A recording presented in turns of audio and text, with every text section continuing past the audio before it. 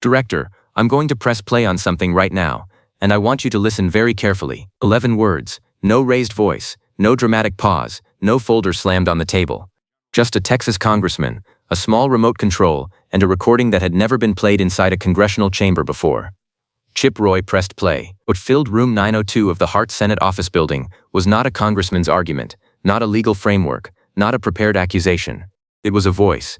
Low, unhurried, and chillingly composed, the recorded private conversation of Jeffrey Epstein himself, speaking openly about individuals, about leverage, about arrangements he believed would never surface because the people whose names he mentioned were the same people who ensured they wouldn't.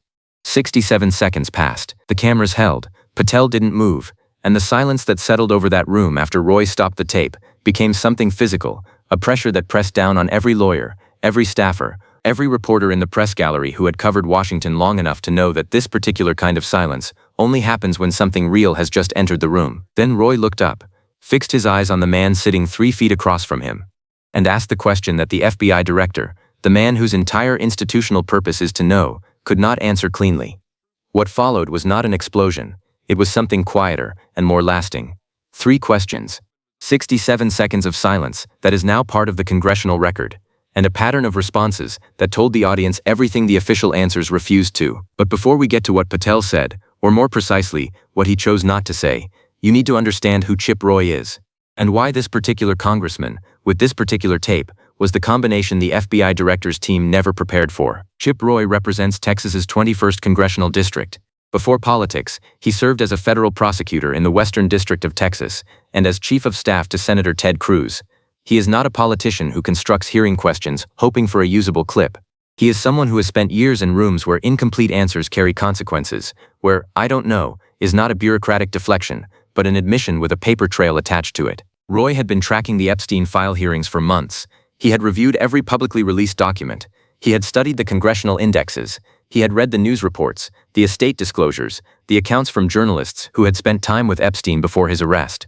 And he had noticed the same architecture in every exchange where a direct question was asked about specific individuals connected to Epstein's network. The answer would arrive. It would acknowledge the question, and it would leave the actual question untouched. Roy decided he wasn't going to ask about a document. He was going to play one. 3 days before the hearing, his team had identified a specific recording, not classified, not leaked, publicly available but never, to their knowledge, formally addressed in a congressional proceeding by the FBI director, who oversaw the bureau holding the corresponding case files. The question Roy was building wasn't about what Epstein did, it was about what the FBI had done with what it knew, and whether the man sitting at that witness table, the man in the chair that carries more public accountability than almost any other seat in federal law enforcement, had actually looked. That morning, Patel entered the Hart building at 9:22 a.m. He carried the specific confidence of a man who had survived consecutive days of congressional testimony and believed he had seen every version of the pressure this committee could generate. His team had run 4-hour briefings the night before. Talking points were memorized. Legal objections were preloaded. He was prepared for hostile documents, for confrontational questioning, for the kind of hearing that generates headlines but rarely produces anything the Bureau hasn't already answered or deflected. He was not prepared for Chip Roy's tape. The first hour of the hearing moved in the familiar rhythm of congressional oversight: counterterrorism questions, staffing questions, interagency coordination, standard procedural territory that Patel navigated with the efficiency of someone reading from a mental index. Roy did not participate in those exchanges. At 11:14 a.m., Roy's turn arrived. He didn't reach for a document. He picked up a remote, said 11 words, and pressed play. Roy let the tape run for 67 seconds. Then he stopped it. Patel's hands, which had been resting flat on the witness table, were now pressing slightly against the surface. The color in his face had not broken dramatically, not in the way that reads immediately on a quick glance, but visibly enough for every reporter in that gallery who is trained to watch exactly that. The room held its breath, and then Roy asked the first question. The one that, in retrospect, should have had a clean answer. Director, has the FBI formally reviewed this recording? The pause before Patel responded lasted 4 seconds. I'd need to verify what's been formally logged through the case review process. Roy's voice stayed level. This recording has been publicly available. It has been cited in news reporting. I am not asking whether you have personally reviewed it. I am asking whether the Federal Bureau of Investigation, your bureau, has formally incorporated this material into its ongoing Epstein file review. I would need to confirm that with the relevant case team. Roy wrote something down without looking up. I'll take that as a no. Behind Patel, one of his legal team members shifted almost imperceptibly in his seat. The movement lasted less than a second, but it was the movement of someone recalculating.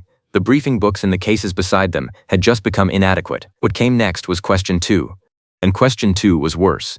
Director, are you aware of additional recordings? Not this one, not what has been publicly released, recordings still held in private hands that the FBI has not subpoenaed and has not formally requested access to.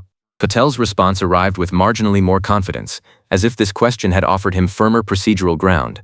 Associated private parties are under no legal obligation to produce materials voluntarily, and our subpoena authority in matters involving closed investigations operates under specific legal constraints. Roy looked up from his notes for the first time since pressing play. That is not accurate, Director. You have the legal tools to pursue this material. My question is whether you have chosen to use them. That's not precisely how the authority structure. Director, Roy's voice dropped slightly, which made it carry further. Do you have the legal authority to subpoena private recordings that may be directly relevant to individuals named in your own case files? Yes or no? 6 seconds passed. There are legal considerations governing the scope of that authority when the primary subject of an investigation is deceased. Roy wrote something else down. That's a second non-answer, I'll note it. Patel's jaw moved, barely, but the camera on his side of the table caught the adjustment. It was the jaw of a man who had spent years in Washington understanding that the chair he occupied carried a weight he had not yet fully internalized. A director who could have walked into this hearing, prepared to confirm, clearly, what investigative steps his bureau had taken on one of the most publicly scrutinized cases in modern history, and had not done so. A man who, had he truly understood the weight of the chair he occupied, would never have kept delivering carefully constructed half-truths to the American people on a case that demanded, above everything else, the plain truth. The loyalty he had extended in the direction of those whose political interests were threaded through every answer he declined to give was a currency with a shorter shelf life than he appeared to understand. History is remarkably consistent on that point. When institutional credibility collides with individual protection, it is almost always the protector who absorbs the loss. Roy moved to question 3, the one that stopped the room completely. Director, you have confirmed in prior testimony that certain records associated with Epstein's network include names of specific individuals. I am going to ask you directly, does the name of any individual currently serving in an elected federal position appear in those records? What followed was the longest silence of the entire exchange. 7 seconds, 11, 16. Patel's left hand moved, barely a shift, fingers pressing once against the table surface, then stopping. His expression had not broken, but the composure that had carried him through multiple consecutive days of congressional testimony had developed something the careful observer could now see without looking for it. A fracture. Not a collapse, a fracture. The face of a man who understood, in this specific moment, that the position he occupied demanded something he was not prepared to provide on this day, in this room, under these lights. I am not in a position to discuss the specific contents of investigative records in an open setting. Roy leaned forward, just slightly. I did not ask you about the contents. I asked whether a name exists, yes or no. I would refer the committee to the publicly released index. The index is not a response to my question, Director. The index contains the information the Bureau has determined appropriate for public disclosure at this stage. Roy sat back. He looked at Patel for a long moment, the particular look of someone who has just confirmed exactly what they came to confirm. Not from the answer. From the shape of everything the answer refused to be. You are the Director of the Federal Bureau of Investigation, Roy said slowly. You are sitting in a chair that carries more institutional accountability for public trust than almost any other position in this government. I am asking you a direct question about a case the American people have been owed clarity on for years. Not a classified question, not a complicated question. A question with 2 possible answers, and you are choosing neither. Patel said nothing. The cameras held on his face. Every major network had a clean shot. And what those shots captured was not guilt, not panic, not the theatrical collapse that congressional hearings sometimes produce. It was something quieter and more damaging. The expression of a man who had arrived in one of the most consequential chairs in American law enforcement and had not yet understood what sitting in it actually requires. The American people watching were not trying to decode legal language. They were watching a senior official be asked clear questions and respond with the architecture of answers designed to avoid landing in any answerable category. Roy gathered his notes. Director, everything you've confirmed today is on the record. The gaps between what you've acknowledged and what you've answered are also on the record. And the people this Bureau exists to serve will draw their own conclusions from both. The chair called time. The exchange had run 11 minutes and 43 seconds. Within 90 minutes, the clip of Roy pressing play on that tape had moved across every major platform, not because it produced a confession, not because Patel had publicly collapsed, But because what those 11 minutes revealed is something audiences recognize immediately, a senior official in a position of maximum responsibility, repeatedly choosing the space between an answer and a refusal when the questions were at their most direct. A director who had not yet grasped the gravity of the seat he occupied. A man continuing to extend incomplete responses on one of the most consequential investigative records in modern American history, hoping, perhaps, that the same architecture that had protected these questions for years would continue to hold. It may not. The shelf life on that kind of arrangement has a way of expiring faster than the people inside it anticipate. Roy's 3 questions are on the Congressional record now. Was the publicly available recording formally reviewed? Does the Bureau have authority to pursue private materials it has not obtained, and has it used that authority? Is there a name on that list that has not been spoken publicly? 3 questions, no direct answers. 67 seconds of recorded silence attached to all of them. The tape was played. Patel froze. Everything else is still pending. Now we want to hear from you.